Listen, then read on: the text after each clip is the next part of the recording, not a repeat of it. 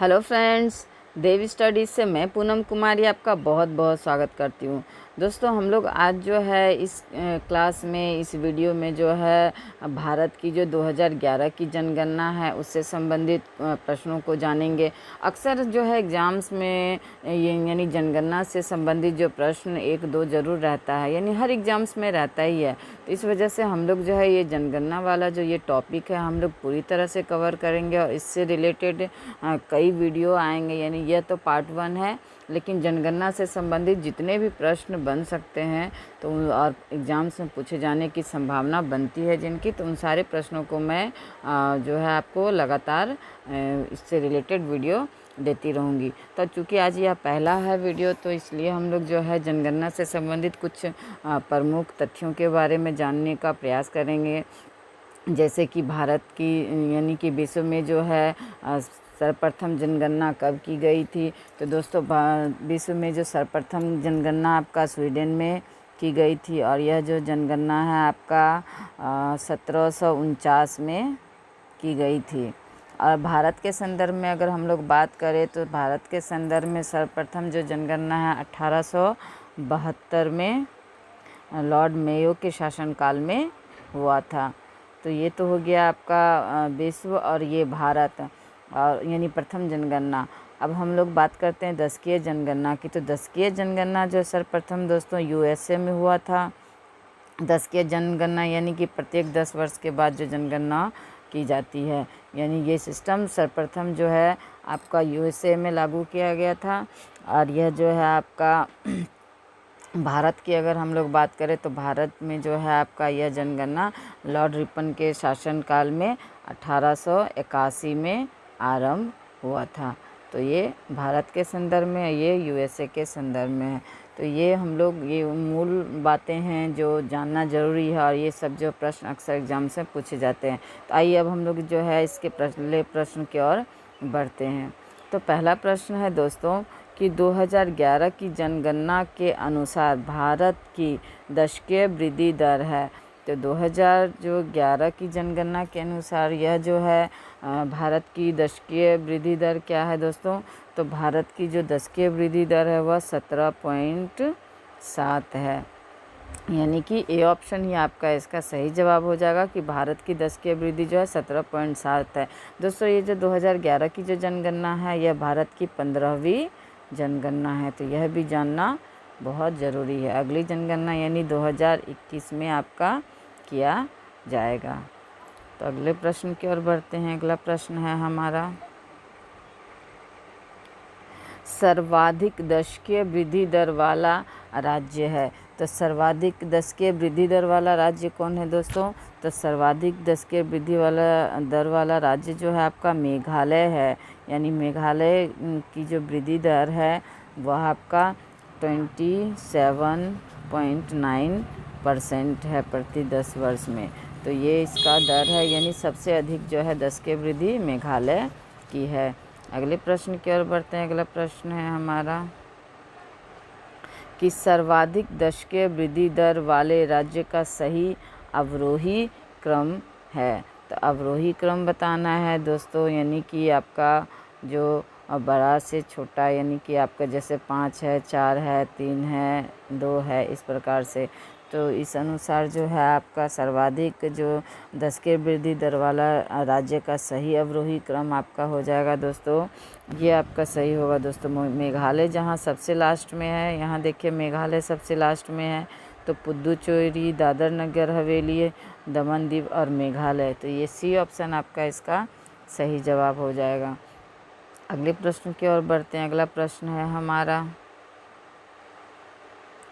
कि सर्वाधिक जनसंख्या वृद्धि दर वाला जिला कुरुंग कुमे किस राज्य में अवस्थित है? तो सर्वाधिक जो जनसंख्या वृद्धि दर वाला जिला है दोस्तों कौन है? कुरुंग कुमे। और यह किस राज्य में स्थित है यह पूछा जा रहा है। तो यह जो आपका अरुणाचल प्रदेश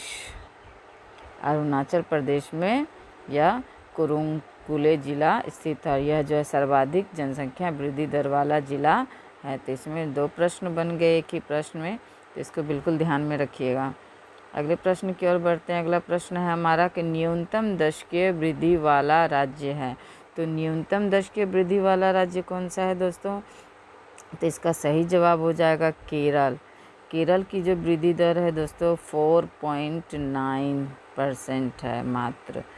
चूँकि यहाँ शिक्षा जो है शिक्षा का स्तर सबसे ऊंचा है, तो इसका ही असर इसको कह सकते हैं। तो यहाँ जो है आपका सर्वाधिक यानी सबसे न्यूनतम वृद्धि दर वाला राज्य आपका केरल है।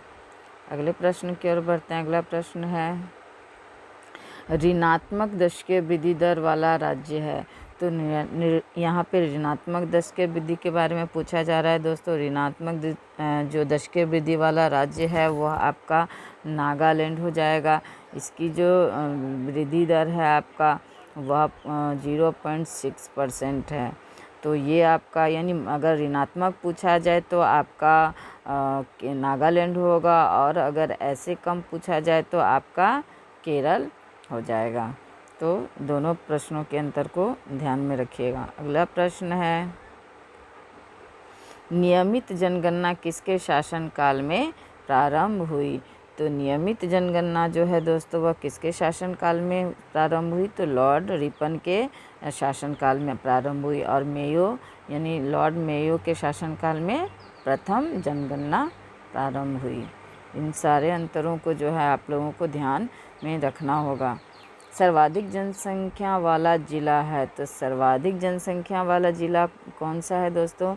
तो सर्वाधिक जनसंख्या वाला ज़िला जो आपका ठाणे है, जो कि महाराष्ट्र में है। और द्वितीय जो है यानी प्रथम तो आपका ठाणे हो गया जो कि महाराष्ट्र में है, और द्वितीय जो है आपका 24 परगना जो कि आपका पश्चिम बंगाल में है। ये द्वितीय नंबर पर यानी द्वितीय स्तर पर ये है सर्वाधिक जनसंख्या वाला ज़िला। तो अगले प्रश्न की ओर बढ़ते हैं। अगला प्रश्न है हमारा अब अवरोही क्रम पूछा जा रहा है दोस्तों कि सर्वाधिक जनसंख्या वाले राज्यों का अवरोही क्रम क्या है? तो सर्वाधिक जनसंख्या वाले राज्यों का अवरोही क्रम मतलब 1, 2, 3, 4 इस तरह से हम लोगों को पकड़ना होगा। तो सर्वाधिक जनसंख्या वाले राज्यों का अवरोही क्रम आपका हो जाएगा कि सर्वाधिक तो आपका सबसे पहले हो गया उत्तर प्रदेश, फिर महाराष्ट्र, फिर बिहार, फिर पश्चिम बंगाल। तो ये आपका कम से कम 4 जो है आपको याद रखना पड़ेगा हर चीज़ में, यानी कि सर्वाधिक हो, न्यूनतम हो, तो कम से कम 3 से 4 जो है राज्यों का नाम रखना पड़ेगा याद एग्ज़ाम्स के दृष्टिकोण से। तो आपका सबसे अधिक उत्तर प्रदेश हो गया, फिर महाराष्ट्र, फिर बिहार, फिर पश्चिम बंगाल।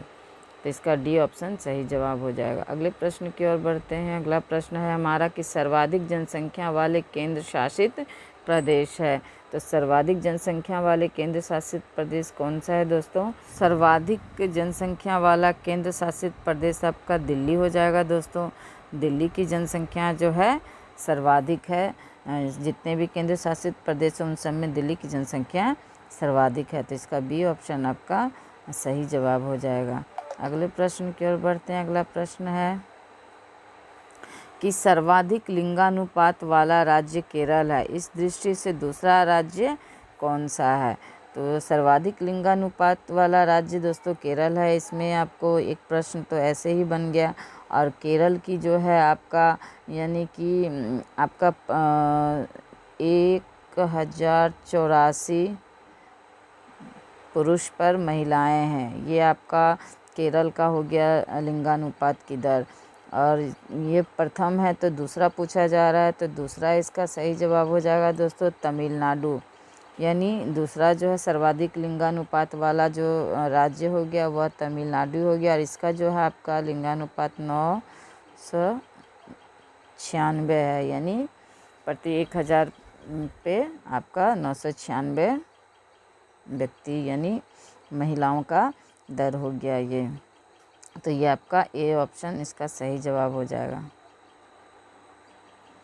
अगले प्रश्न की ओर बढ़ते हैं। अगला प्रश्न है हमारा कि सर्वाधिक जन दर एवं सबसे कम जन दर वाले राज्य क्रमशः है। तो सर्वाधिक जन दर और सबसे जो कमतर जन दर वाले राज्यों का क्रम है वह है आपका बिहार, यानी सर्वाधिक जो है बिहार में जन दर है, और सर्वाधिक जो सबसे कम जो है आपका गोवा में है।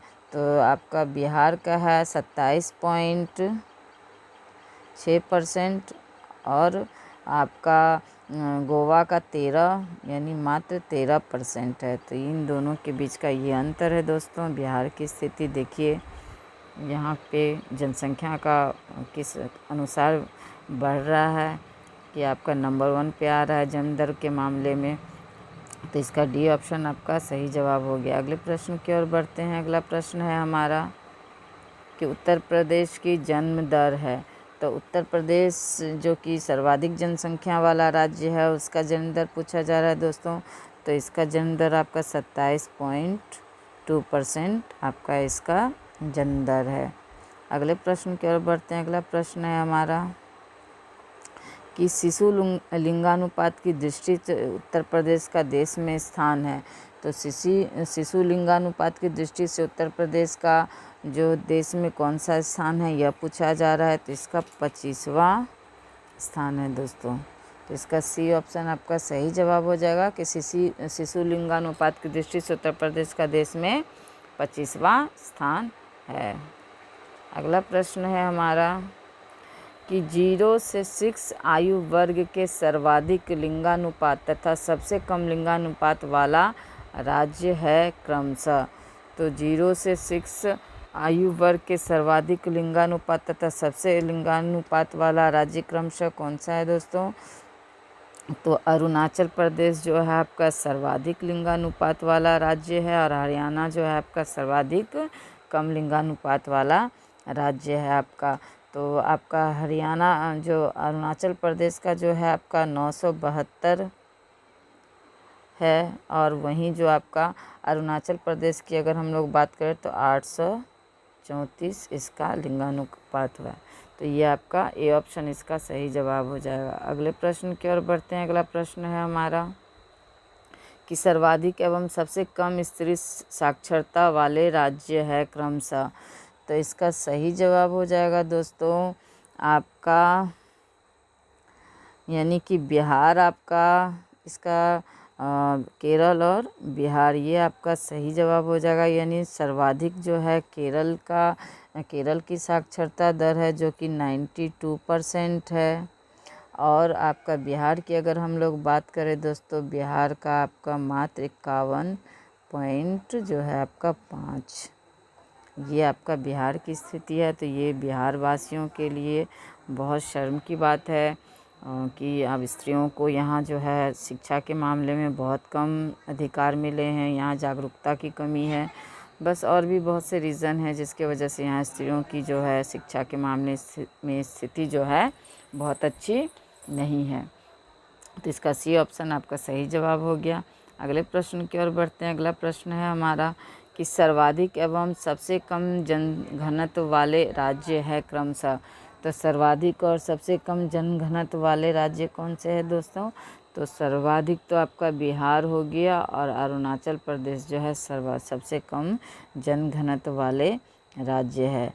यानी कि यहाँ जो है प्रति वर्ग आपका बिहार में जो है 1106 व्यक्ति है, वहीं जो है अरुणाचल प्रदेश में जो है आपका 17 व्यक्ति आपका है। तो ये अंतर है हम लोगों के यानी अरुणाचल प्रदेश और बिहार के जो है जनसंख्या घनत्व में।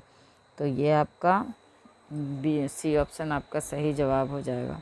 अगले प्रश्न की ओर बढ़ते हैं। अगला प्रश्न है हमारा कि उत्तर प्रदेश में शिशु लिंगानुपात है। तो उत्तर प्रदेश में शिशु लिंगानुपात जो है दोस्तों वह आपका 912 आपका यानी बी ऑप्शन सही हो जाएगा कि उत्तर प्रदेश में शिशु लिंगानुपात जो है 912 है। अगले प्रश्न की ओर बढ़ते हैं। अगला प्रश्न है हमारा कि उत्तर प्रदेश के शीर्ष लिंगानुपात वाले जिलों का सही अवरोही क्रम है। तो उत्तर प्रदेश के शीर्ष लिंगानुपात वाले जिलों का सही अवरोही क्रम क्या है, यह पूछा जा रहा है। तो इसका सही अवरोही क्रम होगा दोस्तों, पहले जौनपुर होगा, फिर आजमगढ़, फिर देवरिया, फिर सुल्तानपुर। तो आपका ए ऑप्शन सही जवाब हो जाएगा कि जौनपुर, आजमगढ़, देवरिया और सुल्तानपुर। अगले प्रश्न की ओर बढ़ते हैं और अंतिम प्रश्न है इस वीडियो का कि किसने कहा है कि अनुकूलतम जनसंख्या वह है जो प्रति व्यक्ति अधिकतम आय प्रदान करती है। तो यह किसकी कथनी है दोस्तों, यह किसका कथन है?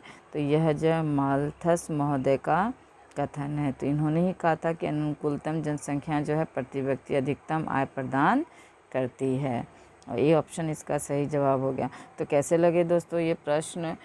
इसका पार्ट 2 भी मैं लेकर के आऊँगी, उसमें भी 20 प्रश्न के लगभग होंगे और जो एग्ज़ाम्स में के लिए इम्पोर्टेंट होंगे ऐसे ही प्रश्नों को मैं शामिल करूँगी। तो अगर आपको मेरा वीडियो अच्छा लगा तो मेरे वीडियो को लाइक कीजिए, दोस्तों को शेयर कीजिए और मेरे चैनल को सब्सक्राइब भी कीजिए। धन्यवाद दोस्तों।